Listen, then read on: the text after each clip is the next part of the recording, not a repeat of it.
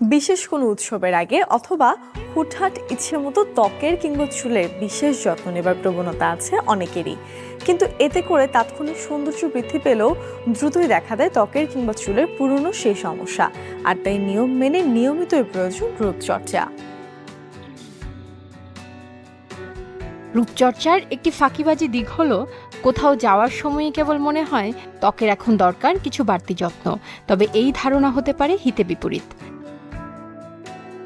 হুট করে ত্বকে কিছু ব্যবহার করলে প্রায়শই ত্বক তা মানিয়ে নিতে পারে না, তাই রূপচর্চা করতে হবে নিয়মিত, যেন তা উজ্জ্বলতা দেয় ভেতর থেকে।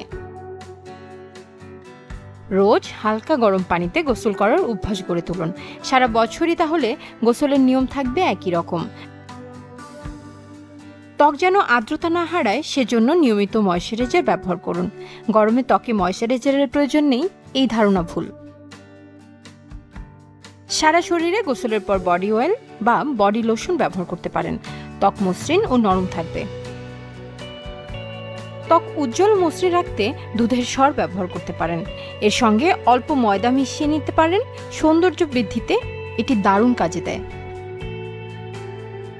ত্বকের মরাকোষ দূর করতে এবং উজ্জ্বলতা বাড়াতে মসুর ডালের স্ক্রাব বা ফেস প্যাক ব্যবহার করতে পারেন। ত্বকের শুষ্কতা দূর করতে দুধ মধু মিশিয়ে নিন বেসনের সঙ্গে, আর তৈলাক্ত ত্বকের জন্য বেসনের সঙ্গে লেবুর রস ও গোলাপ জল মিশিয়ে ব্যবহার করুন। ত্বক মসৃণ ও নরম রাখতে স্ক্রাবিং জরুরি। অল্প ভেজানো চাল গুঁড়ো করে, গোলাপ পাপড়ি, কয়েকটি আমন্ড ও পরিমাণ মতো দুধ একসঙ্গে বেটে স্ক্রাবিং করে নিন। তাজা তুলসী পাতার সঙ্গে কয়েক ফোঁটা পানি দিয়ে নাকের দুপাশে 5 মিনিট রেখে দিন।